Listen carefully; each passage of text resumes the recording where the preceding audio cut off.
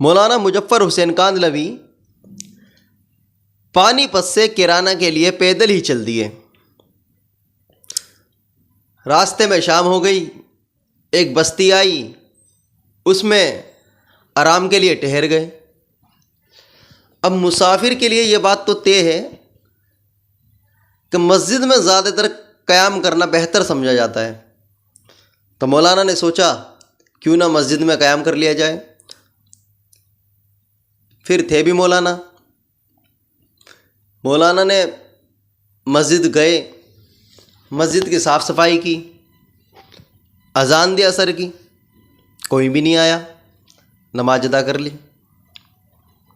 مغرب کی اذان دی، کوئی بھی نہ آیا۔ عشاء کی اذان دی، ایک بندہ آیا اور مولانا کو دیکھ کر چلا گیا۔ تھوڑی دیر بعد گھر سے وہ 3 روٹیاں لے کر آتا ہے۔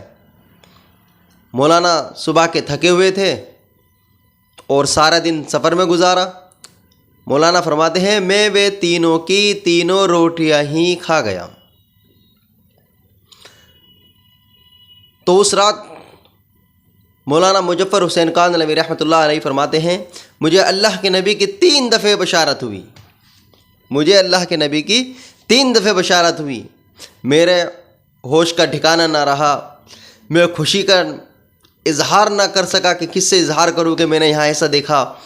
اور مولانا فرماتے ہیں کہ مجھے اتنی زیادہ خوشی تھی کہ اس جگہ پر کیسی ویران بستی ہے، کیسی مسجد ویران ہے کہ یہاں لوگ نماز پڑھنے بھی نہیں آ رہے ہیں، اور اتنی بابرکت جگہ ہے، اور یہاں اللہ کے نبی کی 3 دفعہ بشارت ہوئی۔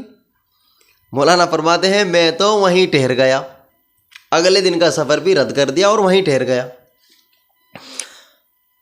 مولانا نے اذان دی، ظہر ہوئی، عصر ہوئی، مغرب ہوئی، عشاء ہوئی، پھر وہی بندہ آیا اور مولانا کو دیکھ کر اگلے دن وہ 2 روٹیاں لے کر آیا۔ مولانا نے 2 روٹیاں کھا لی اور مولانا کو اس رات 2 دفعہ اللہ کے نبی کی بشارت ہوئی۔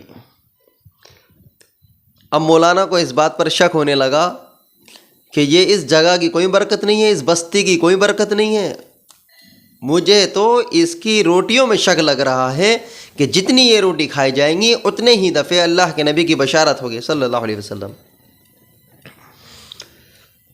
اگلا دن گزرا، تیسرے دن وہ بندہ 1 روٹی لے کر آیا۔ مولانا نے 1 روٹی لی اور اس رات اللہ کے نبی کی 1 دفعہ بشارت ہو گئی۔ اب مولانا کو اس بات کا بالکل کلیئر ہو گیا کہ یہ اس جگہ کی کوئی برکت نہیں ہے، اس بستی کی کوئی برکت نہیں ہے، یہ تو اس کی روٹیوں میں کمال ہے، مولانا کو اس بات کا شک بالکل یقین میں بدل گیا۔ مزدور روٹی دیتے وقت کہنے لگا مولانا سے مولانا آپ یہاں نہ ٹھہریں، آپ اپنا سفر جاری رکھیں۔ وہ بڑے صاف دل کے لوگ ہوا کرتے تھے، آج تو ایسے صاف دل کے لوگ نہیں ملتے، تو صاف اس نے کہہ دیا مولانا آپ یہاں نہ ٹھہریں۔ تو اس بات کا مولانا کو بڑا شک ہوا، تو مولانا نے اس بات کو کلیئر کرنے کے لیے پوچھ لیا بھائی آپ ایسا کیوں کہہ رہے ہیں، آپ تو بڑے اچھے اخلاق والے لوگ ہیں، بندہ ایسا تو لگتا نہیں میرے لیے 3 دن سے کھانا لے کر آ رہا ہے۔ تو مولانا نے پوچھ لیا کہ آپ ایسا کیوں کہہ رہے ہیں۔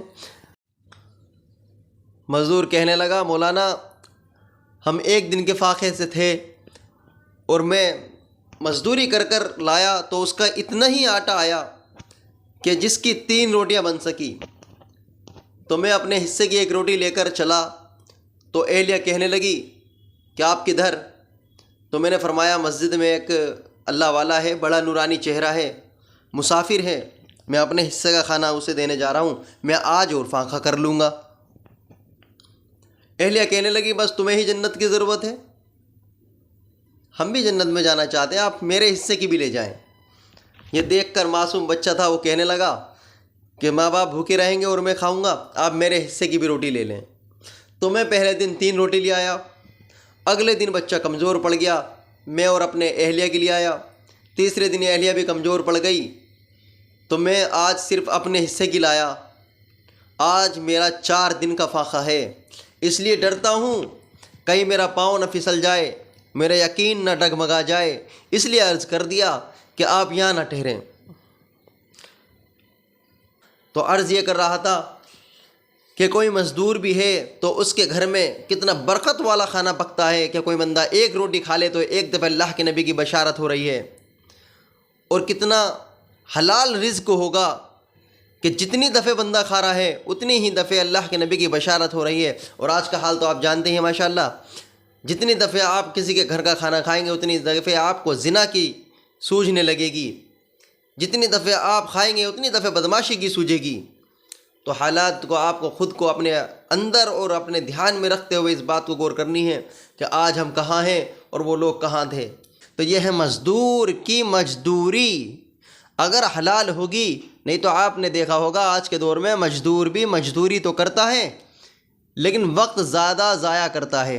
یہی نہیں کہ بس صرف بیلدار ہی مزدور ہے، ہر انسان جو کچھ نہ کچھ کام کرتا ہے وہ مزدوری ہی ہے، چاہے وہ کسی بھی شعبے میں ہو۔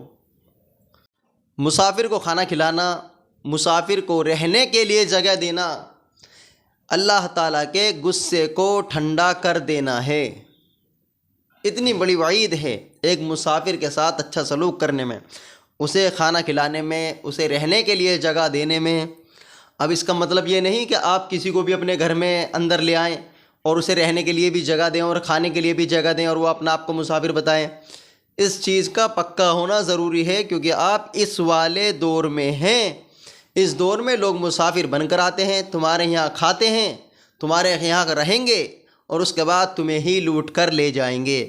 تو اس چیز کا بھی آپ کو دھیان رکھنا ہے کہ آخرت بھی ہماری بن جائے اور دنیا میں ہمیں نقصان بھی نہ اٹھانا پڑے۔